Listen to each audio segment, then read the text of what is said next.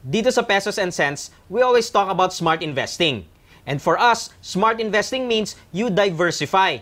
Pero paano ka ba talaga magda-diversify? You do so by spreading your investments among the following options. Banks. Ito ay isa sa mga basic forms of investment. Bagamat mas maliit ang interest na kinikita nito, meron ka namang easy access sa funds mo kung sakaling kailangan mo itong gamitin. Life insurance.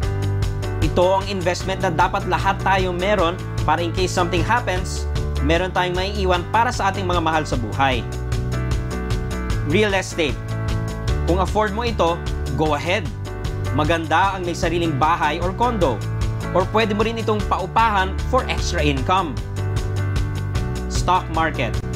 Historically, ang stock market na ang may highest returns on investment on a long-term basis. Mutual funds. This also invests in stocks at nababawasan pa ang risk mo dahil may fund manager na namamahala dito. Other instruments. Kasama na dito ang bonds, treasury bills, or putting up your own business. Siguraduhin mag-invest in more than one vehicle. Para kung sakaling malugi ang stocks na binili mo, for example, nandyan pa rin ang pera mo sa bank na kumikita ng sure and steady na 1%, o baka naman tumaas ang zonal value ng real estate mo na potentially pwedeng ma-offset ang mga nalugi mo sa stock market. Paano nyo naman malalaman kung anong nababagay sa inyo? Madali lang yan. Unang-una, know yourself. Alamin ang iba't ibang factors sa buhay mo na pwedeng makaapekto sa iyong pag-invest. Gamitin ang IAS Investment Diagram o AID. I-apply ang mga factors na ito sa AID upang malaman mo kung talaga bang bagay sa iyo ang isang investment. Lastly, manood ng Pesos and Cents. Online na ang mga naunang episodes for easy access, kaya use this to your advantage. Good morning and welcome back sa Pesos and Cents. Kasama ulit natin ngayon si Mr. Juanis Barredo, the VP for Sales and Marketing ng CitySec Online, at may bago na naman siya ituturo sa atin. Good morning, Juanis, and welcome back to Pesos and Cents. Good morning, Aya. Juanis, I guess pag-usapan natin today is risk because syempre, whenever people talk about investments, they always mention the risk of this and the risk of that. That's right. To start with, is there any such thing as a risk-free investment? Well, I mean, it's important for people to understand that there is none. And the reason is because the environment we're currently in can generate risk for many sides. Could you give us some examples on what are low risk and I guess you would say lower return investments, Yes. and sort of move up the scale to the higher risk, higher return investments? Because I guess it's really the old saying that the higher the return that you want, the higher the risk that you're willing to accept. Is that That's also correct. true? The corresponding effect of that really works in that manner because if you try to be able to push your limit, let's say you're trying to generate much more cash, then the potential for you to risk is also very high. Lalaki yan. And the reason for that is because your money has to be exposed to something a little bit more grander to be able to make more substantial money. So let's talk about a bank, for example. When a bank grabs your investment and say you put your money into a savings account. Yes, a savings account. Yes, into a savings account, I mean, your risk is very, very low, next to nothing, but there is still some risk. And what happens there is the bank gets your money and reinvests that out for you. They lend it to somebody else. If that person does not get paid back, that's risk on the bank, which may extend up to you. But fortunately, the bigger the bank, the bigger the resources they have, and the much more sheltered you will be. Yes. But the bank can only give you a small return for that because the bank will take their share of the profit and then give part of the profit back to you. And I guess that's why savings rates are really Very- on the very low end of the On scale. the low end of the scale. What about these products that we see also that we've talked about in the past, like mutual funds and stocks? Nasaan ba sila? Or are they high, medium? Okay. How would you consider Anything that has to do with the stock market is between moderate to high risk. And the reason is because you'll be putting your money to invest in somebody else's business. So since the business is owned by somebody else, medyo nawawala sa control mo yan because it's somebody else driving the business. Hindi na kayo.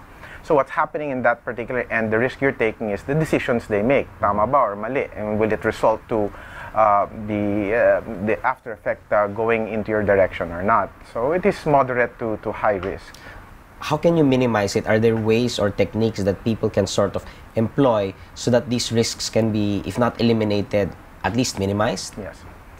it's important that you have to understand a few strategies, so even 2 particular strategies, and that alone will tremendously reduce your risk so that you can actually participate in these things that can give you an adequate amount of reward. Right? So I guess you're talking at this point about diversification, because that's, if you read any investment book, they always say, you know, to minimize risk, to better your chances, you have to diversify. That's correct. Yes, because you're spreading your risk into a number of instruments. So, for example, let's say I put some money into the stock market, I put some money into bonds, I put some money into whether it's currencies or a piece of property.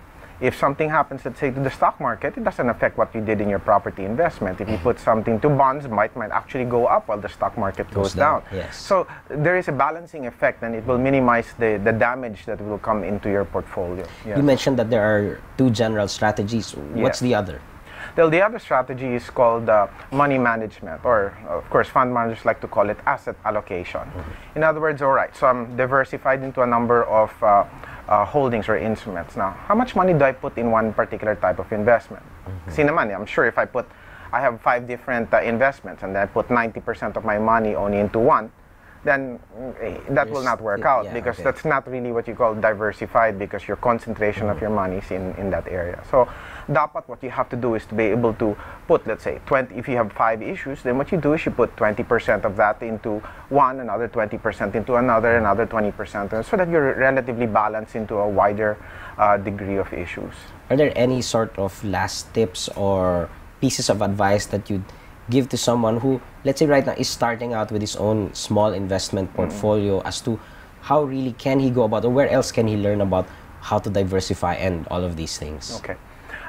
Well, it's important that at least people who are starting off understand first the concept of risk, because some people think that there's no risk at all. All right, so I mean that clearly is not true. You're living in an environment you cannot control. You must have some risk impulses inside.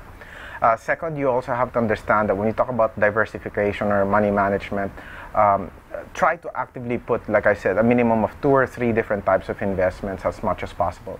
Avoid putting everything only in one place, because that is the biggest danger that you do to yourself.